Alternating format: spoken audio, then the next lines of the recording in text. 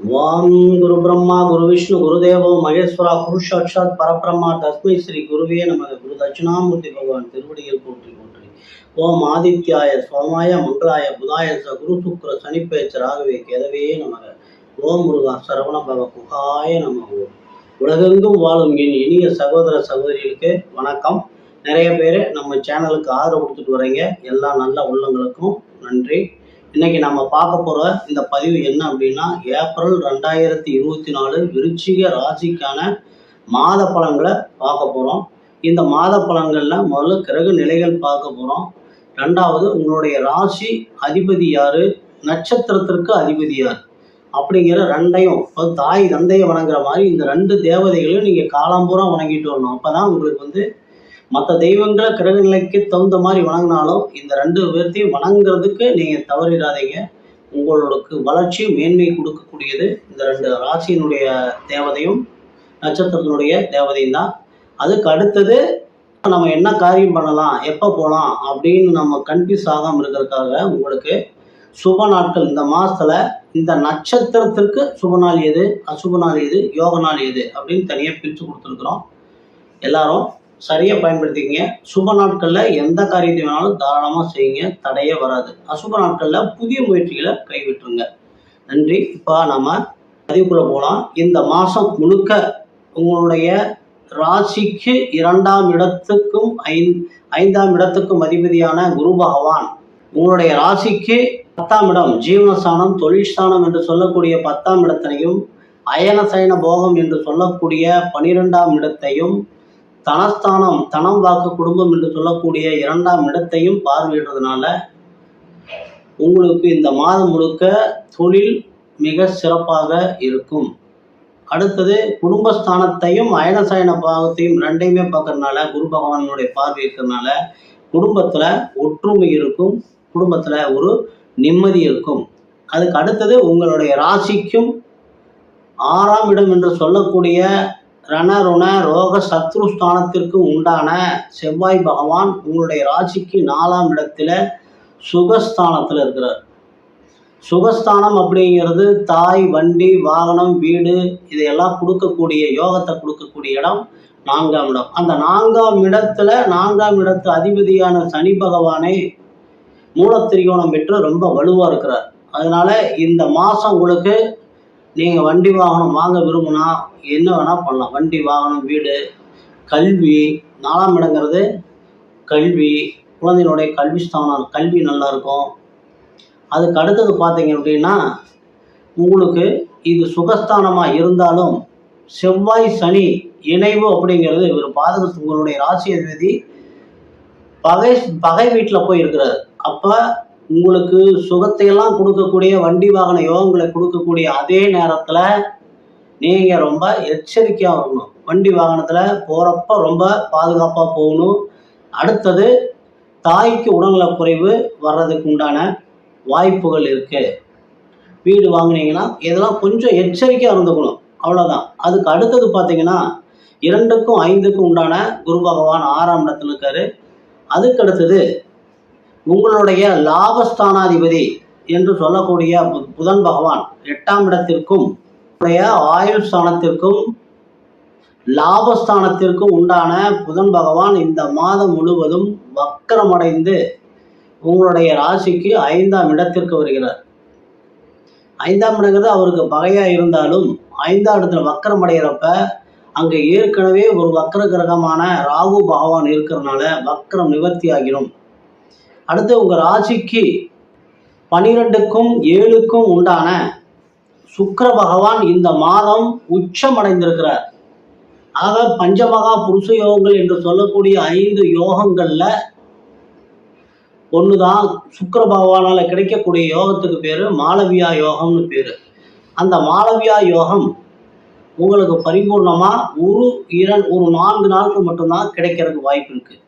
ஆனால் 5ஆம் இடத்துலையே இருக்கிறதுனால உங்களுக்கு பூர்வீக சொத்துக்கள்ல ஆதாயம் இருக்கு. 7ஆம் இடத்து அதிபதி 5ஆம் இடத்துக்கு இருக்கிறார். அப்போ 7, 5 அப்படிங்கிறது மனைவியினால யோகம், கூட்டு தொழிலாளர் யோகம், வியாபாரத்தால யோகம், இதெல்லாம் உங்களுக்கு கிடைக்கும். இருந்தாலும் 5ஆம் இடம்ங்கிறது ஒரு காதல் ஸ்தானம். செல்வாக்கு, புகழ் இதையெல்லாம் கொடுக்கக்கூடிய அந்தஸ்தெல்லாம் கொடுக்கக்கூடிய ஸ்தானம். அந்த இடத்துல உஷாரா இருந்துக்குங்க, காதலில் போய் யாரும் மாட்டிக்காதீங்க. ஏன்னா கூடவே ராகு பகவான் இருக்காரு, ரொம்ப பிரச்சனைகளை கொடுத்துருவார். அடுத்து ராசிக்கு 10ஆம் இடத்து அதிபதியான சூரிய பகவான் உங்களுடைய ராசிக்கு 5ஆம் இடத்திற்கார். 10ஆம் இடம் அப்படிங்கிறது உச்ச கேந்திர ஸ்தானம். ஒரு கேந்திராதிபதி ஒரு கோணம் ஏறுறதுங்க அப்படிங்கிறது மிக அற்புதமானது. அதே மாதிரி அங்கு இருக்கக்கூடிய சூரிய பகவான் அவருடைய உங்களுடைய ராசிக்கு 5ஆம் இடத்துலையும் அதுக்கு அடுத்தது 14:1 இருந்து உங்களுடைய ராசிக்கு 6ஆம் இடத்திற்கும் வர்றார். அப்போ 6ஆம் இடத்திற்கு வரக்கூடிய சூரிய பகவான் 6ல் இருக்கிறது அப்படிங்கிறது எதிரிகளை வெல்லக்கூடிய ஒரு சக்தியை கொடுப்பார். அதனால உங்களுக்கு இந்த மாதம் முழுவதும் ஜீவனம், குடும்ப ஒற்றுமை, தனவரவு இது எல்லாமே ரொம்ப ஒரு மிகச் சிறப்பாக இருக்கு. உங்களுடைய ராசிக்கு பாக்கியாதிபதி அப்படின்னு சொல்லக்கூடிய சந்திரன் 4 கிரகமாக இருப்பதால் இந்த சுக்கிர பகவான் கிடைக்கக்கூடிய அந்த மாளவியா யோகம் உங்களுக்கு 20 22 வரைக்கும் ஒரு முறையும் 27 இந்த மாதம் முடிகிற வரைக்கும், ஆக இந்த 2 இடங்களிலும் சந்திரன் பிரவேசிக்கின்ற பொழுது, அதாவது கன்னி ராசியிலையும் தனுசு ராசியிலையும் சந்திரன் பிரவேசிக்கிறப்ப உங்களுக்கு இந்த சுக்கிர பகவான் கிடைக்கக்கூடிய இந்த மாளவியா யோகம் என்று சொல்லக்கூடிய அற்புதமான யோகம் உங்களுக்கு கிடைக்கும்.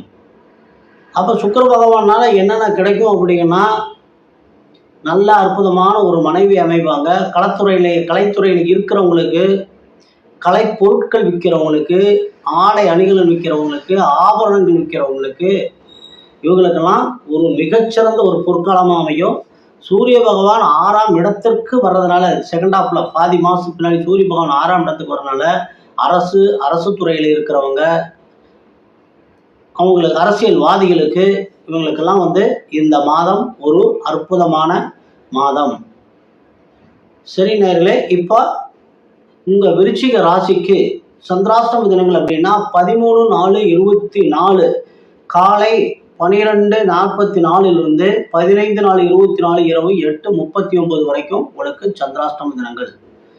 விசாகம் 4ஆம் பாதத்தில் பிறந்தவங்களுக்கு சுப நாட்கள் ஏப்ரல் 1, 3, 5, 6, 8, 9, 11, 13, 16, 21, 23, 26, 28, 30 ஆகிய நாட்கள் சுப நாட்கள். அசுப நாட்கள் அப்படின்னா ஏப்ரல் 4, 14, 19, 27, 29. உங்களுக்கு யோக நாட்கள் ஏப்ரல் 8, 10. நீங்கள் வணங்க வேண்டிய தெய்வம் விருச்சிக ராசிக்கான தேவதை அப்படின்னு சொன்னால் திருச்செந்தூர் முருகன். அந்த திருச்செந்தூர் முருகன் விருச்சிக ராசிக்கு திருச்செந்தூர் முருகன் தான். ராசியினுடைய அதிதேவதை சுப்பிரமணியர் தவறாரு. விசாக நட்சத்திரத்திற்கு திருச்செந்தூர் முருகன். ஆக இரண்டுமே முருகன். விருச்சிக ராசியாக இருந்தாலும் சரி, உங்களுடைய நட்சத்திரத்திற்குமே முருகப்பெருமானே வரனால நீங்கள் திருச்செந்தூரில் போய் கடலில் குளிச்சுட்டு வழிபட்டுட்டு வர உங்களுடைய வாழ்க்கை மிக மிக சிறப்பாக இருக்கும். அதுக்கு அடுத்தது அனுச நட்சத்திரம். அனுச நட்சத்திரத்தில் 1, 2, 3, 4 பாதங்களில் பிறந்தவங்களுக்கு சுப நாட்கள் ஏப்ரல் 2, 4, 6, 7, 8, 10, 12, 14, 17, 20, 24, 27, 29 ஆகிய நாட்கள் சுப நாட்கள். அசுப நாட்கள் ஏப்ரல் 1, 3, 5, 22, 28, 30. யோக நாட்கள் ஏப்ரல் 10, 12. நீங்கள் வணங்க வேண்டிய தெய்வம் விருச்சிக ராசிக்கு அதிபதியான முருகப்பெருமானையும் நட்சத்திரத்திற்கு அதிபதியான ஸ்ரீ லட்சுமி நாராயணரையும் தொடர்ந்து வழிபட்டுட்டு வாங்க. உங்களுடைய வாழ்க்கை எப்பயுமே ஒரு மேன்மையிலே இருக்கும். அடுத்தது கேட்டை நட்சத்திரத்தில் 1, 2, 3, 4 பாதத்தில் பிறந்தவங்களுக்கு சுப நாட்கள் ஏப்ரல் 1, 3, 5, 7, 8, 9, 11, 13, 15, 19, 23, 25, 28, 30 ஆகிய நாட்கள் சுப நாட்கள். இந்த சுப நாட்கள்னு சொல்லக்கூடிய நாட்களில் தாராளமாக நீங்கள் எந்த வேலையை வேணாலும் செய்யலாம், தடையே வராது. அசுப நாட்களில் கொஞ்சம் எச்சரிக்கையாக இருந்துக்கணும். அசுப நாட்களில் புதிய முயற்சிகளை கைவிட்டுருங்க. ஏன்னா அது உங்களுடைய அனுபவத்தில் நீங்கள் பார்த்தீங்கன்னாவே இந்த தேதியிலலாம் நீங்கள் செஞ்ச காரியத்தை இந்த மாதத்தில் அப்படியே ஒரு ரிவைஸ் பண்ணி பாருங்கள், புரியும் உங்களுக்கு. அசுப நாட்கள் ஏப்ரல் 2, 4, 6, 16, 21, 30 ஆகிய நாட்கள் இந்த மாதத்தில் உங்களுக்கு இந்த 6 நாட்கள் அசுப நாட்கள் வருது.